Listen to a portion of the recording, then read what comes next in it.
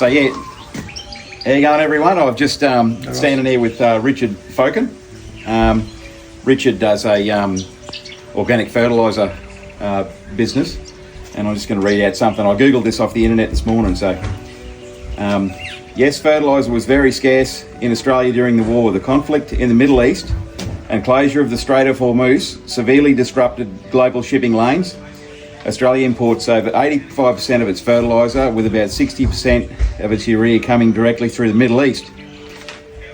No local factories. Australia no longer manufactures its own urea. The closure of the Gibson Island plant in Brisbane made the country completely dependent on overseas delivery. So just tell us a bit about your business.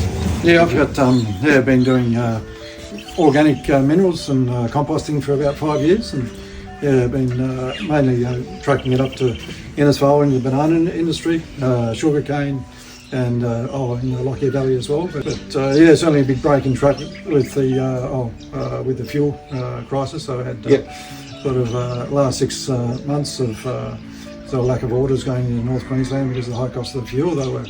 Our advantage was we were getting our produce coming down from North Queensland, picking up fertiliser at Gatton and taking back to North Queensland. So that was been doing that for 4+ years, and advent of the fuel, increasing the fuel pricing, doubling that's it caused no orders for 5 or 6 months. So that's probably 60-70% of my income that was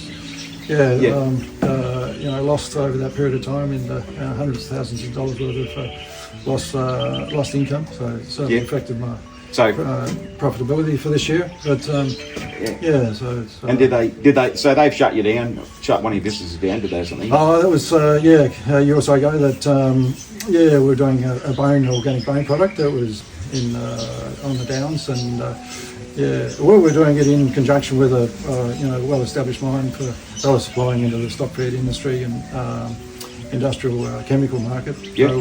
So we were alongside that, manufacturing our line of bone product and mixing that with fertilisers and sending that across here into Bundaberg and different areas. But random audit one day, Queensland Mine and Salt Audits came in and said that saw what we were doing is a little bit out of their scope and of the mine lease, which is fair enough. We're in the progress and in the throes of doing all the DAs and the local approvals for accreditation.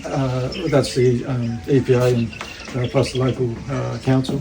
But they didn't give you any time to do anything, they just shut you down, sort of. Yeah, effectively he came on site and said it was outside the scope of that existing mine lease, but instead of saying giving us a little bit of time or didn't offer help or anything like that, because it's an organic thing that's coming straight from Australia. Yeah, so effectively, it gave us, instead of providing that help or even a bit of say a month or 6 months leeway to finish off our approvals, just gave us a directive to close that part of my fertiliser business. So, what do you reckon of the Labor government?